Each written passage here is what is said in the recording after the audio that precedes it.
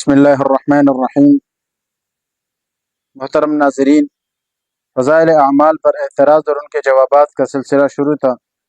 بہت سارے سوالات اور ان کے جوابات ہم نے نقل کیے۔ اب ایک اور اعتراض اور اس کا جواب آپ کے سامنے نقل کرتے ہیں۔ اعتراض یہ ہے کہ بعض لوگ کہتے ہیں شیخ الحدیث مولانا زکریا صاحب نور اللہ مرقدہ نے فضائل اعمال میں لکھا ہے کہ آپ صلی اللہ علیہ وسلم کے بول و براز یہ پاک ہے، تو اس کی کیا تحقیق ہے؟ تو اس کا جواب یہ ہے کہ رسول اللہ صلی اللہ علیہ وسلم کے فضلات اور آپ کے بول و براز یہ پاک ہے، اور اس پر جمہور امت اس بات کے قائل ہے۔ چنانچہ مفتی ہند مفتی کفایت اللہ صاحب دہلوی رحمہ اللہ، انہوں نے کفایت المفتی جلد 1 صفحہ 19 پہ یہ بات نقل کی ہے کہ اکثر جو شوافع ہیں اس میں سے یعنی بعض علماء محققین انہوں نے آپ صلی اللہ علیہ وسلم کے فضلات کے طہارت کا حکم لگایا، یعنی مطلب یہ کہ انہوں نے یہ حکم لگایا ہے کہ آپ صلی اللہ علیہ وسلم کے جو فضلات ہیں یہ پاک ہے، اور جو حنفیہ ہیں انہوں نے بھی ان کے ساتھ اس بات پر اتفاق کیا ہے۔ اور اس کی وجہ کیا ہے؟ اور انہوں نے کہا ہے کہ اس پر دلیل وہ یہ پیش کرتے ہیں کہ صحابہ کرام رضی اللہ عنہم اجمعین کے وہ واقعات جس میں یہ آتا ہے کہ انہوں نے آپ صلی اللہ علیہ وسلم کے فضلات وہ نادانستگی کی حالت میں پی لیا تھا، اور آپ صلی اللہ علیہ وسلم نے کو خبر ہونے کے باوجود آپ صلی اللہ علیہ وسلم نے ان پر انکار نہیں کیا بلکہ ان کو دعا دی ہے۔ جیسا کہ غزوہ احد کے موقع پر مالک بن سنان رضی اللہ تعالیٰ عنہ نے آپ صلی اللہ علیہ وسلم کے چہرے مبارک سے گرتے ہوئے خون کو پی لیا تھا، تو آپ نے ان کو دعا دی اور کہا کہ جس کے پیٹ میں نبی کا خون چلا جائے اس شخص پر جہنم کی آگ حرام ہوتی ہے۔ اسی طرح عبداللہ بن زبیر رضی اللہ تعالیٰ عنہ نے آپ صلی اللہ علیہ وسلم کے حجامہ لگائے ہوئے جو خون تھا اس کو پی لیا تھا، اور آپ صلی اللہ علیہ وسلم جو یہ صحیح حدیث ہے کہ آپ صلی اللہ علیہ وسلم جب رات کو سوتے تھے تو اپنے پاس ایک پیالہ رکھتے تھے کہ رات کو اگر قضاء حاجت کی ضرورت پیش آئے تو آپ صلی اللہ علیہ وسلم جو بول و براز تھے وہ اس میں کرتے تھے۔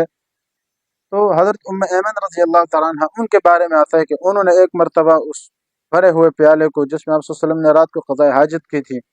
وہ اٹھایا، اور آپ صلی اللہ علیہ وسلم کے اس فضلات کو آپ صلی اللہ علیہ وسلم نے یعنی ام ایمن رضی اللہ تعالیٰ عنہ نے پی لیا تھا، تو آپ صلی اللہ علیہ وسلم نے ان پر کوئی انکار نہیں کیا۔ تو چونکہ اس طرح کے جو روایات ہے ان سے اکثر علماء نے استدلال کیا ہے کہ آپ صلی اللہ علیہ وسلم کے جو فضلات ہے وہ پاک ہے۔ یہ واقعہ بہت ساری کتابوں میں منقول ہے۔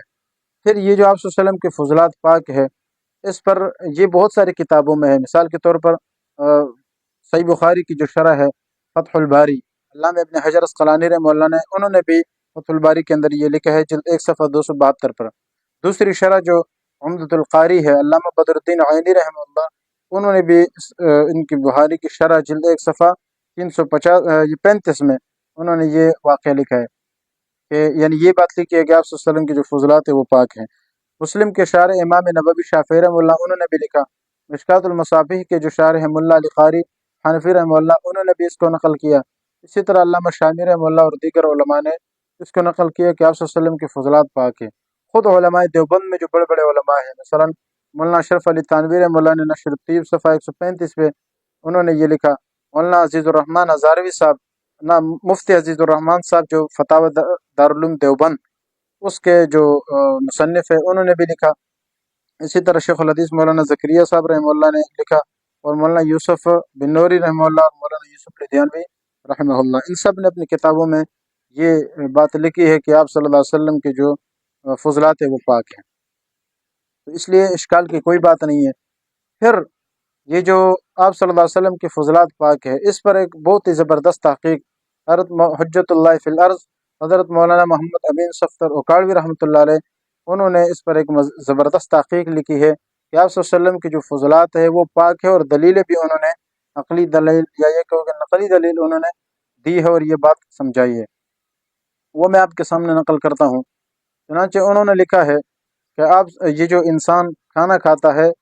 یہ کھانا جب انسان کے سب سے پہلے معدے میں جاتا ہے، معدے میں جانے کے بعد وہ معدہ جب اس کو اپنے عمل میں لاتا ہے تو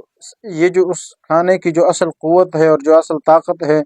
یہ معدہ کیا کرتا ہے، اس کو پارسل کر کے اس کو جگر کو دے دیتا ہے۔ اچھا، اس جو جگر کو مل جاتا ہے اس کے علاوہ جو باقی فضلات بچ جاتے ہیں وہ پاخانہ بن کے باہر نکل جاتا ہے۔ ایک تو یہ اچھا، پھر اس کے بعد جگر اگلا کام یہ کرتا ہے کہ اس کو خون بنانا شروع کرتا ہے۔ جب اس کو خون بنا دیتا ہے تو وہ خون پھر وہ دل کو دے دیتا ہے، تو جو حصہ خون وہ دل کو مل جاتا ہے، اس کے علاوہ جو فضلات بچ جاتے ہیں وہ پیشاب کی شکل میں نکل جاتا ہے۔ اچھا، اس کے بعد پھر دل کا کام یہ ہوتا ہے کہ وہ اس خون کو صاف کرتے کرتے رگوں میں پہنچا دیتا ہے۔ جو خون رگوں کو مل جاتا ہے، اس کے علاوہ جو فضلات بچ جاتے ہیں وہ انسان کا جو پسینہ ہے، یہ پسینہ اس کے صورت میں نکلتا ہے، یعنی وہ جو میل کچیل اور فضلہ ہے وہ اس صورت میں نکلتا ہے کہ انسان کا پسینہ نکلتا ہے۔ اچھا، اس کے بعد پھر اگلا مرحلہ یہ آتا ہے کہ جب یہ خون رگوں میں چلنا شروع ہو جاتا ہے، پھر اسی خون سے انسان کے جسم یہ بننا شروع ہو جاتا ہے، انسان کے جسم کا حصہ بنتا ہے، گوشت بنتا ہے، مزید جو جسم کا حصہ بنتے ہیں تو اس سے تو وہ بن جاتے ہیں۔ پھر اس کے بعد یعنی اسی دورانیہ میں جو میل کچیل بنتا ہے، وہ میل کچیل وہ انسان کے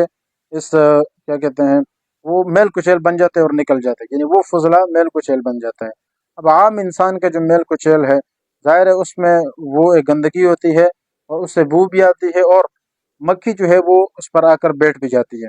جبکہ رسول اللہ صلی اللہ علیہ وسلم کے جسم پر پوری زندگی میں کبھی مکھی نہیں بیٹھی ہے۔ اس سے پتہ چلا کہ آپ کے جسم کا میل کچیل نہیں تھا، یا تھا تو بالکل صاف تھا، پاک تھا۔ اچھا، دوسری طرف یہ جو پسینہ ہے، عام انسان کا پسینہ اس سے بدبو آتا ہے، لیکن خود رسول اللہ صلی اللہ علیہ وسلم کا جو پسینہ تھا وہ ایسا خوشبودار تھا کہ تمام خوشبوؤں کو شرما دیتا تھا۔ دوسری طرف آپ صلی اللہ علیہ وسلم کا نیند وہ عام لوگوں کی نیند سے بالکل مختلف تھا، کہ آپ صلی اللہ علیہ وسلم سوتے تو آپ کا دل بیدار رہتا، آپ صلی اللہ علیہ وسلم سوتے تو آپ کا وضو نہیں ٹوٹتا تھا، اور آپ صلی اللہ علیہ وسلم سوتے تو آپ کا خواب وہی ہوتا تھا، جبکہ عام انسانوں کا بالکل ایسا نہیں ہے۔ اسی طرح یہ جو آپ صلی اللہ علیہ وسلم کے جو پسینہ ہے، یہ اگرچہ پسینہ ہی ہے لیکن کوئی بھی اس کو عام پسینے کی طرح نہیں لیتا، کیونکہ اس میں عام خصوصیات ہے، ٹھیک ہے نا، عام لوگوں کے جو پسینہ ہے اس سے ہٹ کر اس میں اور الگ سے خصوصیت ہے۔ آپ صلی اللہ علیہ وسلم بے شک انسان تھے، لیکن جو خصلتیں آپ کو اللہ نے دی تھی وہ ان خصلتوں کا انکار ظاہر نہیں کیا جا سکتا۔ تو اس کی ایک مثال کیا ہے، جیسے یاقوت ہے وہ بھی ایک پتھر ہے، لیکن حجر اسود یہ بھی ایک پتھر ہے جو جنت سے آیا ہے، تو جو مرتبہ اس کا ہے وہ اس پتھر کا بالکل نہیں ہو سکتا۔ اس لیے حضرت انبیاء علیہ السلام ان کے اجسام کو اللہ تعالیٰ نے چونکہ جنت کی مٹی سے بنایا ہے اور جنت میں بدبو نہیں ہے، وہ سب کچھ پاک ہے، اس لیے نبی کا جو جسم ہوتا ہے وہ بھی ان خصوصیات کا حامل ہوتی ہے، اس لیے وہ بھی کیا ہوتی ہے، پاک ہوتی ہے۔ یہی وجہ ہے کہ عام انسان کے جسم کو تو مٹی، زمین کی مٹی کھا جاتی ہے اگر قبر میں دفنائے، لیکن نبی کا جو جسم ہوتا ہے، حدیث میں آتا ہے حرم علی الارض ان تاکل اجساد الانبیاء، ان اللہ حرم علی الارض ان تاکل اجساد الانبیاء، اللہ نے زمین پر یہ بات حرام کر دی ہے کہ وہ نبیوں کے جسم کو کھائے۔ تو اس لیے ان ساری چیزوں کو دیکھتے ہوئے یہ کہا جا سکتا ہے کہ جب دیگر چیزوں کے اندر یہ خصوصیات موجود ہے تو فضلات یہ بھی آپ صلی اللہ علیہ وسلم کے اس کو کیا خصوصیت حاصل ہے کہ وہ بھی یعنی اس کو طہارت کی خصوصیت حاصل ہے۔ عام لوگوں کے فضلات ناپاک ہوتے ہیں لیکن نبی کے فضلات یہ پاک ہوتے ہیں۔ یہ تحقیق انہوں نے ذکر کی ہے، اور اس کے بعد پھر یہ بات ذکر کی ہے کہ جب یہ ساری چیزیں پاک ہے تو پھر فضائل اعمال پر یہ اعتراض کیوں بنتا ہے؟ لہٰذا یہ اعتراض بھی غلط ہے، اور یہ جو اعتراض کرنے والا ہے اس کا مطالعہ بہت کم ہے، اس سے یہ بھی پتہ چلتا ہے۔ اللہ تعالیٰ ہمیں صحیح چیز سمجھنے اور اس پر عمل کرنے کی توفیق عطا فرمائے۔ يرفع الله الذين آمنوا منكم والذين أوتوا العلم درجات والله بما تعملون خبير